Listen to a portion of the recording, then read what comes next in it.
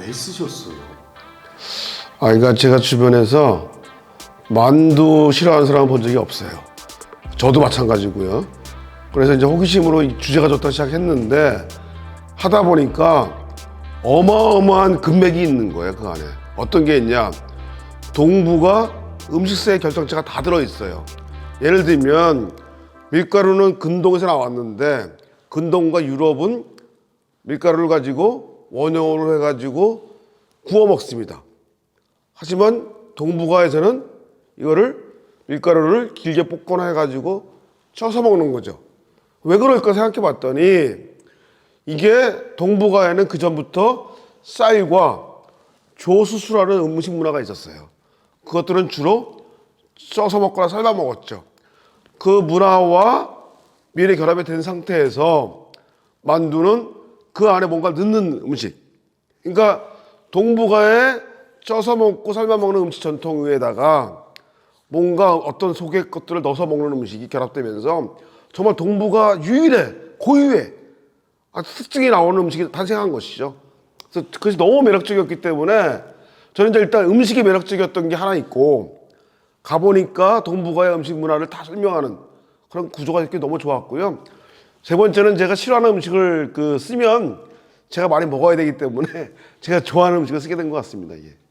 얼마나 걸리셨고 어디까지 다녀오셨는지? 이거 쓰느라고 제가 이제 구상부터 한 4년 걸렸고요.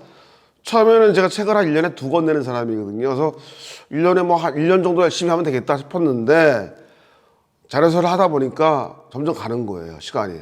그리고 이제 이게 문제가 뭐였냐면 동북아잖아요. 그러니까 우리 문제가 아니거든요.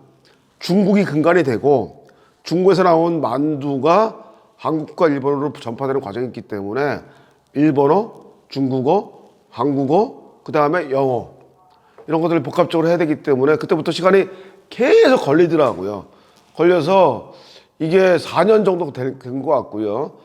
그 다음에 제가 이제 그 조사하다 보니까 가장 재밌던 게 뭐였냐면 중국의 우르무치, 그러니까 이제 간수성인데요. 이쪽이 옛날에는 실크로드입니다. 이쪽을 통해서 밀이 들어오거든요. 그쪽에 굉장히 건조한 지대이기 때문에 그 교자의 실물이 남아 있습니다. 썩지 않고 당나라 때께. 그래서 그걸 보겠다고 갔었어요. 가가지고 우르무치도 갔었고 투르판도 갔었고요. 실제로 실물이 남아 있고 거기에는 그 만두나 교자뿐만 아니고 거기는 국수도 남아 있고 우리가 보통 피자 같은 거 있지 않습니까? 원형에 그러니까 처음에 들어온 모습들 그런 것들이 다 남아 있었고요. 이 일본 같은 데는 나라에 가면 그 신사가 있어요. 무슨 신사냐면 만두 신사가 있어요. 만주죠, 만주. 신사가 있어가지고 일본, 중국까지 두루두루 좀 많이 다녔습니다. 예. 책을 읽은 분들이 얼마나 적용을 할 수 있을까요? 저는 이제 이 책은 저는 그런 것 같아요. 근본적으로 기술을 알거나 뭐 끝단을 아는 것도 중요하지만 저는 근본적인 걸 아는 게 되게 중요한데 사실 우리나라에서 이 밀가루 음식에 대한 것들이 문화가 오래된 것이 아니기 때문에 굉장히 근원을 아는 게 어려운 것 같아요. 그래서 저는 이 책을 읽게 되면 뭐 공부를 하시거나 장사를 하시는 분들이 내가 가지고 있는 팔고 있는 혹은 밀가루 음식, 그러니까 이 만두나 교자뿐만 아니고요. 밀가루 음식을 다루는 분들이라면 혹은 분식을 다루는 분들이라면 읽어보시면 한국의 음식 문화, 특히 분식 문화가 이렇게 형성이 됐구나 하는 근원을 알 수 있기 때문에 저는 그건 공부하시는 분들이나 장사하는 분들은 보시면 엄청나게 도움될 겁니다. 보니까. 특히 달고 있는 정부가 방대한데 만약에 만두와 유관된 비즈니스를 하시는 분들이라면 어느 포인트를 좀 딱 집어서 보면 참 좋을까요? 일단은 이제 밀 전래사를 보시면 왜 그냐면 중요하냐면 제가 말씀드렸잖아요. 초점에. 그러니까 이 근본적으로 동북아의 음식 문화, 밀가루 문화가 어떻게 형성이 됐느냐. 그거를 보셔야 되는데 그걸 보시려면 이거를 보시면 될 것 같고요. 저는 중요한 게 이런 것 같아요. 지금 우리가 먹고 있는 국수는 단순히 길게 먹는 이런 음식 문화가 아니고 동북아에서 탄생을 했거든요. 왜 탄생을 했냐? 그거는 도교에 의한 것들입니다. 그러니까 도교에서는 가늘고 긴 것들은 오래 산다는 게 있어요. 그러니까 그거는 조선시대에 우리가 조선시대에 있던 음식사상과 연결이 되기 때문에 기본적인 음식사상을 공부할 수 있는 분들이라면 알고 있다면 굉장한 도움이 되겠죠. 예. 내용이 쉬운 책은 아니잖아요. 예. 근데 이제 이걸 가능한 한 좀 쉽게 풀어주시려고 애를 쓰셨는데 지금 네 단어를 앞에다 출력을 해놓으셨어요. 아, 예, 예. 이게 어떤 설명들을 좀 해주시려고 준비를 하신 것 같아요. 그 이제 우리가 이제 최근에 그 대기업에서 미국으로 지금 만두 수출을 많이 하고 있습니다. 근데 만두란 단어를 쓸 때 이 만두란 단어는 사실은 중국에 쓰는 원제 단어와는 다릅니다. 제가 그런 분류를 설명하기 위해서 이 종이를 가지고 왔는데요. 보시면 제가 만두하고 포자를 이렇게 놓고 이쪽에는 교자하고 혼돈을 놨어요. 이게 이 기준이 어떻게 나눠지냐면 이거는 발효된 것, 그러니까 밀가루를 발효시킨 것이고요. 이쪽은 발효가 안 된 것들입니다. 그래서 이거는 이제 만두는 우리말로 만두고 중국말로 만터우죠. 그래서 제일 처음 나온 게 이 발효병은 이겁니다. 이 만두인데 만터우인데 이게 만터우는 지금은요 소가 없는 게 만터우를 씁니다 보니까. 하지만 처음 나왔을 때는 소가 있는 것이 만터우였어요. 나왔고 지금은 이 포자, 빠오지가 소가 있는 것의 대명사가 돼버렸죠. 지금 중국에 가면 만두는 소가 없는 발효병, 그 다음에 빠오지는 소가 있는 발효병이고요. 지금 보면 교자, 이게 이제 발효가 안 된 것들입니다. 두 개가 있는데 교자는 발효가 안 된 쪄서 먹는 음식이나 삶아 먹는 음식이고 이게 혼돈으로 썼죠. 중국말로 훈툰이죠. 이거는 뭐냐? 이거를 탕에 먹는 거예요. 탕에 넣어서 먹는 겁니다. 그러니까 크게 보면 이렇게 발효 부분과 비교는 나눠지고 이거는 물에 넣어서 먹는 것과 떠먹지 않는 것. 이게 나눌 수 있는 것들이죠. 그리고 재밌는 거는 여기에 또 하나 가지 있는데 저거 넣어지 않았는데 소룡포라는 게 소룡포. 샤오롱포가 있죠. 상하이에 많이 먹는 거. 그거는 재밌는 게 국물을 비발효병이거든요. 국물을 혼토는 국물 안에 넣어서 먹잖아요. 걔는 그 교자 안에 국물에 넣어서 먹는 거죠. 그러니까 국물이 있느냐 밖에 있느냐 안에 있느냐 따라서 훈퉁과 샤오롱포가 나눠지는 것들이고요. 지금 한국에서 만두라 부르는 것들은 뭐냐? 이 교자입니다. 보니까. 그러니까 왜 그렇게 됐냐면 한국에서는 옛날에 이 발효병은 상화, 우리 쌍화제면 나오는 상화입니다. 상화가 상화였고 만두를 교자라 불렀어요. 근데 상화가 없어지면서 교자가 만두만 남은 거거든요. 그래서 지금은 우리가 만두를 부를 때 사실은 교자인데 한국에서는 그런 좀 헷갈리는 게 있죠. 그러니까. 오래도록 먹어온 음식인 건 알겠는데 대중적으로 상품화가 된 계기가 있네. 그러니까 이제 한국에서는 사실은 이 밀가루 문화권이 아니었죠. 한국은 항상 그 쌀 문화권이었기 때문에 대중적으로 먹은 거는 60년대 이후입니다. 왜 그랬냐? 60년대에 아시겠지만 분식 장려 운동이 시작이 됩니다. 그러니까 밀가루를 많이 권장하게 되면서 그때 비로소 중국 식당에서 먹던 우리 만두, 그죠? 지금 교자죠. 그것들이 군만두의 형태로 나오게 되는 거죠. 60년대 이후부터 대중적으로 나오게 됐고 그때부터 분식집에서 먹게 되는데 안타까운 거는 80년대 들어가면 어떤 일이 벌어지냐? 중식당에서 경쟁이 심해지면서 탕수육 시키면 딸려오는 게 만두가 되잖아요. 그래서 만두가 그때부터는 굉장히 어떤 그 서비스 음식처럼 돼버린 게 있었지만 같은 교자라는 그 만두라는 거는 그렇게 이제 대중화가 됐고 재밌는 거는 호빵이 있어요. 호빵 우리 80년대 엄청 많이 먹었잖아요. 근데 호빵은 이 만두 계열인데 이 만두가요 일본에 가면 만주라는 음식이 됩니다. 만주라는 음식은 발효병인데 속에 뭐가 들어있냐? 단팥이 들어있어요. 그 호빵이 일본 말로 뭐냐? 그 앙빵이에요. 앙빵이 뭐냐? 앙꼬라는 뜻이거든요. 앙꼬가 팥이라는 뜻이잖아요. 그래서 앙빵에 들어간 것들이 60년대에 찜기를 통해서 대중화됩니다. 일본에서. 그것이 70년대 한국에 들어와서 호빵이 되면서 그러니까 만두 형태의 발효병은 70년대 호빵을 통해서 대중화되고 우리 교자라 불리는 원래 규자였던 만두는 우리가 80년대 이후에 냉동만두가 발전하면서 대중화되는 것이고요. 최근에 우리 가장 많이 가까워먹고 있는 것은 바로 이 교자인 만두가 지금 냉동 형태로 한국에서도 잘 뜨고 있고 전 세계적으로도 엄청나게 영향을 많이 주고 많이 팔리고 있죠. 예. 이유는 있어요. 이게 보면 일본의 그 교자는 피가 너무 얇습니다. 그 중국의 이 짜오찌라고 그러죠. 이 교자를 중국말로는. 짜오찌는 피가 너무 두꺼워요. 근데 한국의 만두, 이 교자는 피가 적당합니다. 그렇기 때문에 저는 이게 딱 중간을 취하면서 K푸드, 이 아주 상징이 지금 이 만두가 될 정도로 지금 굉장히 인기가 끌고 있는 거죠. 삼국에 살고 있는 거주민하고도 만두가 닮나요? 이런 재미는 그런 것 같아요. 왜냐면, 저는 가장 재밌던 게 뭐냐면, 이게 전래사를 보면, 이 만두가 일본에 전했을 때 이게 이름이 만주가 됩니다. 주가 되면서 굉장히 순해지죠. 일본 사람들 굉장히 사실은 개인적으로 모르겠지만, 국민이라는 관점에서 볼 수 있잖아요. 순하고 순한 맛을 되게 좋아하게 되는 거고요. 그런데 중국 분들은 남방과 북방이 다릅니다. 북방 분들은 되게 터프해요. 중국에. 그래서 중국의 그 북방 분들은 이런 교자나 이 만두가 보면 굉장히 크고 아주 그냥 울퉁불퉁합니다. 약간 북방 민족의 좀 기마장신이 보여지고 남방으로 내려오면 달라져요. 남방에는요 가장 많이 먹는 게 남방은 쌀문화권이었거든요. 남방에서 가장 많이 먹는 게 뭐냐?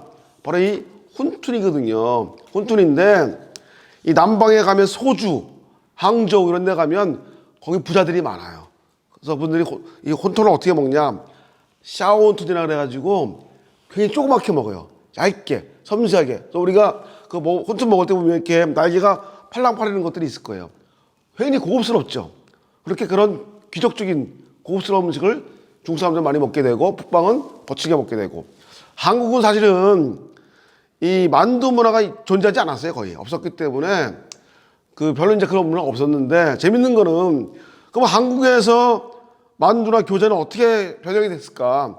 분명히 있었을 텐데 저는 가장 재밌는 게 바로 송편입니다. 송편을 보시면 알겠지만 생김새가 저는 처음에 놀랐던 게 교자랑 닮았어요.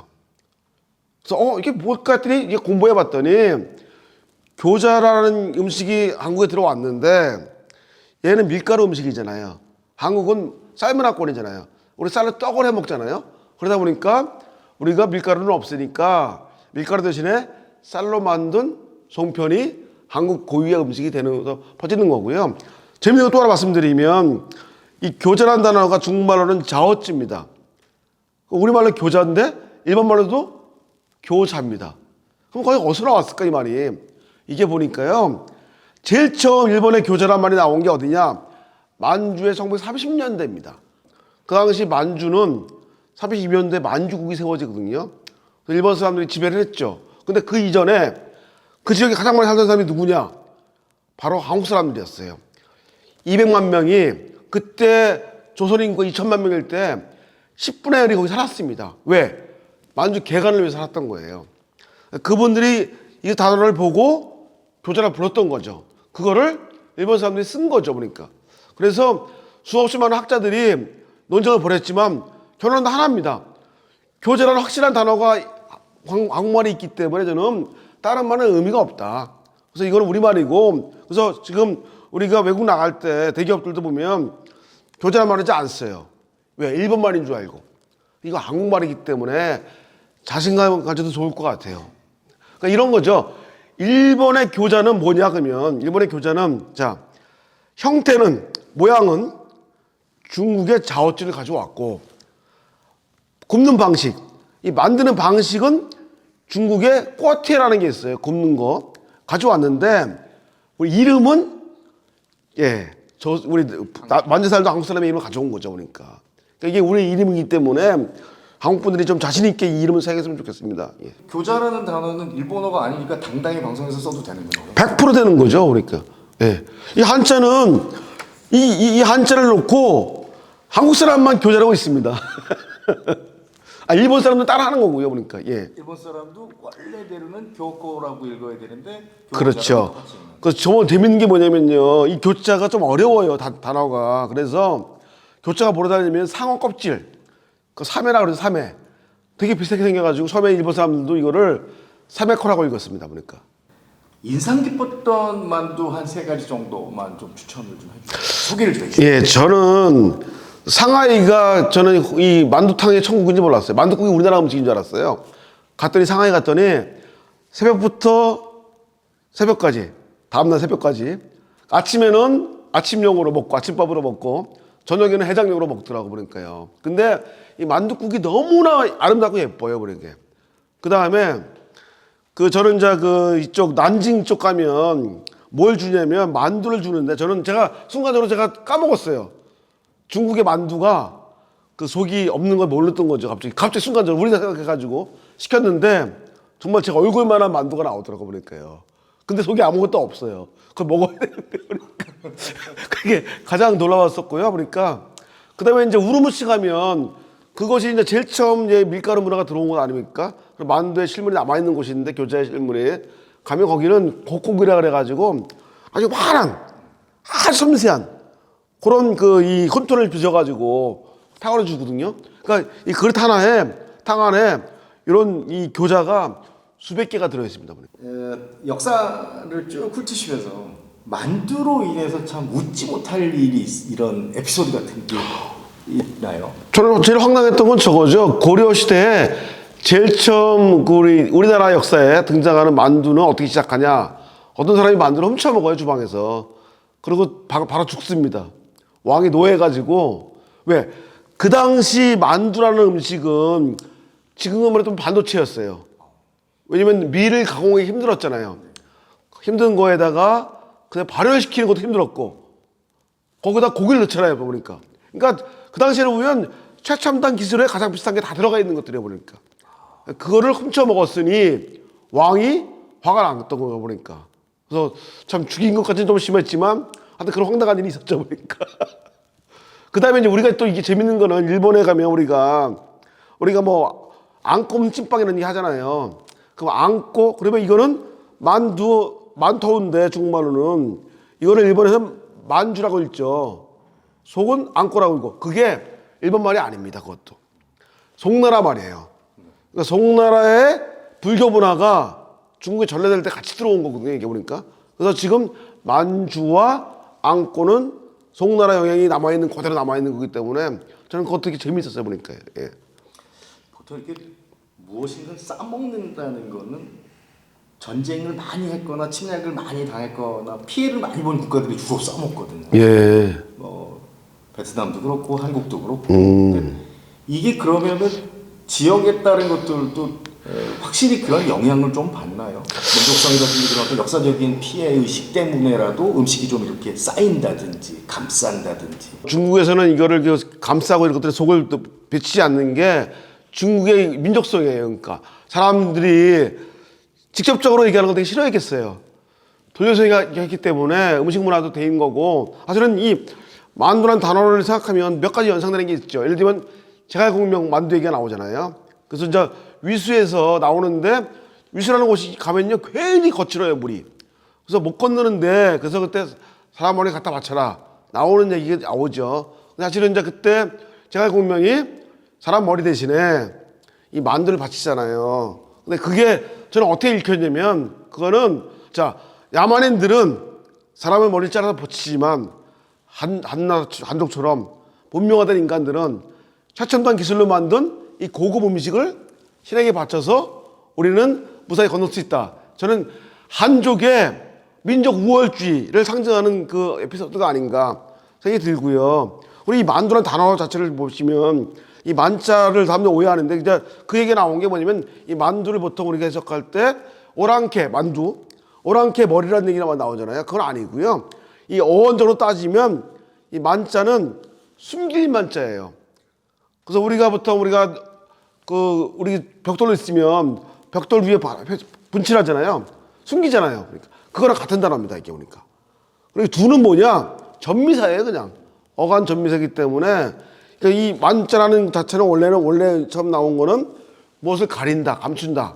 그러니까 지금 우리가 싸서 먹는다는 의미로 가지고 있는 게 이 만두의 의미고요. 그런 오랑캐 머리 이런 거랑 상관이 없습니다. 그러니까. 예.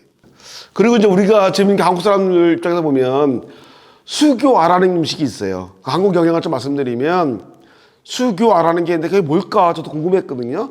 그게 조선시대에 쭉 나와요. 그 음식이 쭉 나오는데 그게 교자의 일종인데 그러면 왜 숫자는 이제 물숫자 쓰거든요. 그러면 물에 넣거나 삶은 거다. 알 수 있죠. 근데 교자가 아니고 왜 교아일까? 왜 그러냐면 그 당시 송나라 수도에서 이만이라는 수도가 있었는데 그 사람들이요 이 자자를 싫어했어요. 자자랑 같은 뜻을 가진 게 아이 아자가 있지 않습니까? 그래서 교아라고 쓴 거예요, 보니까. 그래서 교아가 우리가 들어와가지고 수교아가 된 겁니다, 보니까. 그리고 우리가 재밌는 게 우리 개성하면 편수 있지 않습니까? 개성의 편수가 당연히 교자에서 나온 말이에요. 왜냐면 이 교자라는 단어 자체는 사실은 나오기는 오래됐지만 사용은 20세기 들어서 사용을 많이 했어요. 그 전까지 무슨 말을 썼냐? 편식. 중국말로 비엔스인데 이 편식이 한국에 들어오면서 편수로 바뀝니다. 보니까. 그래서 개성 편수는 이 편식에 배경된 말이고요. 그 다음에 우리가 또 변씨 만두라고 들어봤을 거예요. 변씨가 만든 만두라고 나오는데 그게 아니고 변수는 당신이 편식의 발음입니다. 그러니까. 그래서 한국의 음식들이 교자나 만두에 영향을 받은 것들이 몇 개 있는데 예를 들면 이런 거죠. 우리가 떡을 바로 이렇게 쪄서 먹는 게 있어요. 그 증편이죠. 증편은 만두의 한국판인 거죠. 밀가루가 없으니까 만든 거고 송편은 교자의 한국판이고 그렇게 변형이 되더라고 그렇게. 혹시 그 방송을 이렇게 쭉 지켜봐 주신 그 사업하시는 분들 중에 야, 이 만두는 아마 한국에서 한번 소개가 되면 참 히트 칠 것 같아. 이런 힌트가 될 만한 혹시 아이템 있습니다. 예, 있습니다. 조금만 소개. 예, 지금 은사 만두라는 게 있어요. 중국에 가면 은사 혼돈 몬사 만두라는 게 있는데 그게 뭐냐면 하얀 국수 가닥에 이 혼돈 교자를 몇 개 띄웁니다. 띄우는데 이게 뭘 의미하냐? 일단 그걸 먹으면 장원급제탕이라고 보통 부르거든요, 그러니까. 그러니까 복을 기원하는 거예요. 특히 어떤 복이냐? 자녀들의 공부. 그러니까 그거 하면 아마 제가 보기엔 학생들이나 부모들이 많이 먹을 것 같아요. 총명탕국탕. 실제로 중국에서 지금 입시철이 되면 그걸 엄청나게 많이 먹습니다, 보니까. 그리고 이제 이 국수는 길잖아요. 이 긴 거는 장수를 상징하잖아요. 장수를 상징하는 사람이 이 교자나 이런 혼돈은요, 돈을 상징하면 돈. 그러니까 이 긴 국숟가락이 교자를 잡아주면 돈을 움켜잡고 오랫동안 돈을 벌 수 있다. 이런 의미도 있고, 실제로 먹어보면 굉장히 잘 어울려요. 우리는 솔직히 만두 먹을 때 만두탕만 먹지만, 실제 국수랑 들어가면요, 만두의 어떤 씹히는 식감하고 국수의 쫄깃한 면발, 결합되면 저는 이것들은 앞으로 한국에서 하면 굉장히 좀 사업성이 있지 않을까 저 생각이 드네요. 보니까. 혹시 책이 두꺼운데도 불구하고 못다 하신 이야기가 있으신가요? 드러냈거나. 뭐 사실은 이제 제가 이걸 쓰면서 가장 논란이 됐던 부분이 뭐냐면요. 우리가 보통 떡병자 쓰잖아요. 병자가 중국말로 삥입니다. 삥. 근데 그게 중국 분들은 뭐라 그러냐면 자, 무슨 가루를 내서 합치는 게 병이다.